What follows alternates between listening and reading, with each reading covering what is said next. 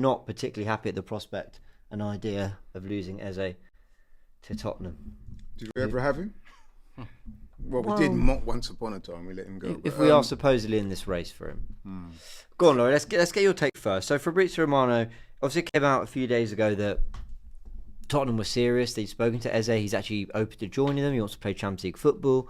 Apparently they're going to make a bid imminently. Now, I think what is an interesting perspective for them is they did put up 60 million for Morgan Gibbs-White. Obviously, for various reasons, that didn't go ahead. So they've got money to spend, and it's going to take around that kind of figure to get Eze out of Palace.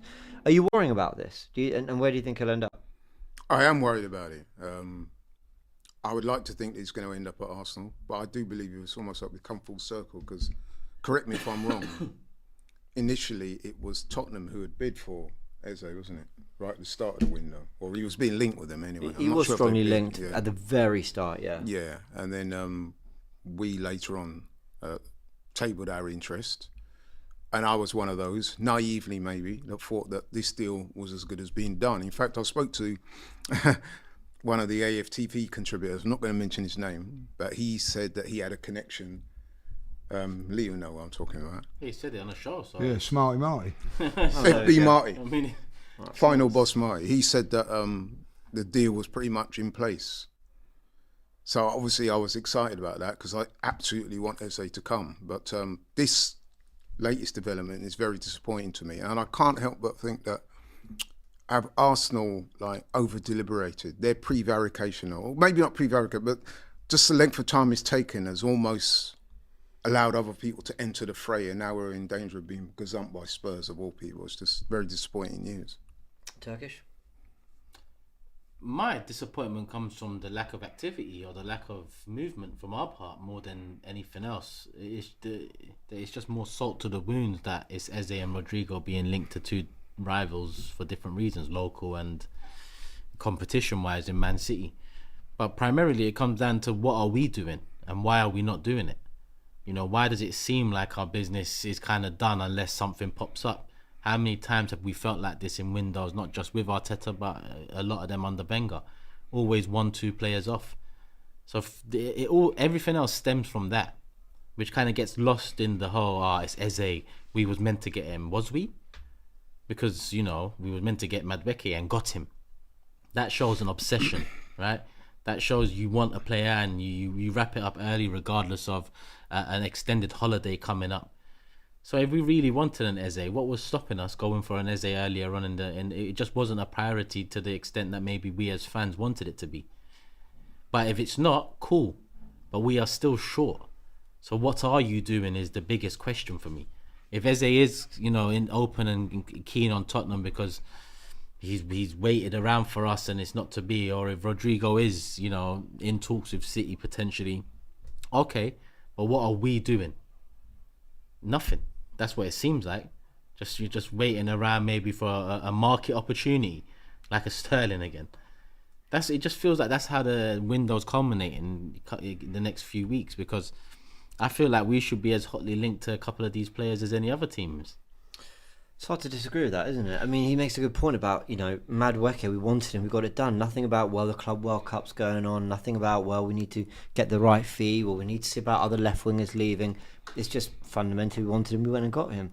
And you do wonder why, you wonder how much of a priority Eze really is. Yeah, and that's why it's a worry, because if I'm the player, I'm thinking to myself, well, you know, Spurs really want me.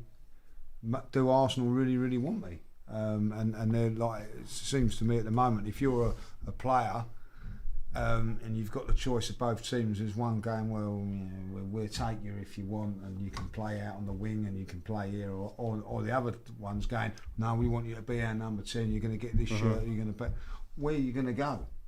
So I do think now it's a little bit of a worry. And what I'm saying about the priority is, like, as you say, like and I don't really want to keep going on about Madueke as a bad signing. We haven't seen him play, but it was done quickly. Like, you know, yeah, you're our man.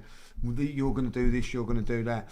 With Eze, it's been like, well, we might have you if we sell a few players here and bring somebody in and make a bit of money here. What I see now is if the rumours are are correct that Trossard's going, we need a replacement for Trossard. That is Eze. That's Eze. That's it's like an a perfect upgrade. fit, really. Yeah, Yeah. they're perfect fit. So, listen, if Trossard's going to go, listen, there may be chats where they've been saying, look, we're going to obviously have to offload Trossard before we bring you in. Now, if that does happen, then they go, say like Trossard goes to Villa, or which he's been linked with, and then you turn around to Eze and say, look, you're now coming in replacing Trossard, blah blah. I could see him thinking, all right, yeah, I'm going to get my game time. I'm going to and choose Arsenal over Spurs. At this moment in time, the better deal for him is to go to Spurs from a personal point, because you've got the World Cup coming up. He's going to get more game time and all that. So Arsenal got to do some convincing, I think. Yeah. The theory from some is that Arsenal have a first choice left winger they want, potentially Rodrigo, and if that can't happen, then maybe Eze's kind of back up someone who can cover there but also answers a few other problems. I just don't really see, I think we need Eze regardless of who leaves or who comes in other areas. 100%. I think we need an Eze. I just don't think he should be a part of us. I think Madueke should have been a do it if certain players leave. 100%. You get a different type, then I get it. I feel like Eze was the non-negotiable of the two. I mean, you can look at, because people could say, well, yeah, but Madueke is a different position. Cool, but we had Saka, Waneri, Dalman who could all cover on the right. We had Martinelli, Trossard who could all cover on the left. Jesus is going to return in 2 months. Like, there really wasn't any need for Madueke unless he explodes to a level where we all go, wow, we didn't expect that. What a player. Like, unless it's a quality thing, but we haven't seen that. Whereas with Eze, it's not just a quality he had, it's a profile and type of player we fundamentally don't have in the team. So I'm very confused by this. Where do you guys think he's going to end up, or how do you think this is going to play out? Not just for Eze, Tottenham, Arsenal, all that, but how does the rest of our window look in terms of incomings for you guys? Turkish, what do you think? How do I think it's going to look? How do I want it to look? Well, give us both. I want it to look Eze and Rodrigo. Yeah.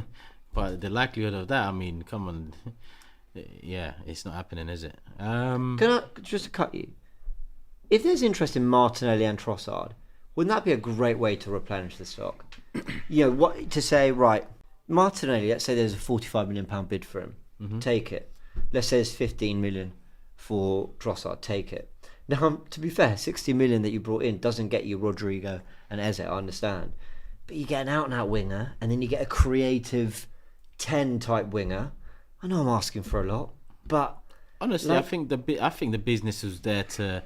The way I look at it, if this season is as crucial as we agree it really should be or is, you know, then Trossard, who has a year left and has shown that he's a great squad player, right? You keep him, you let him run down his year. You sell Martinelli because as much as it's gone stale here, there's also a player in there that needs a fresh start, in my opinion, somewhere else that might play to his strengths a bit more. And then you know you're a bit more ruthless in that position. You get a new winger in, backed up by a Trossard who's got a year left, and then within 12 months you're replenishing that position completely.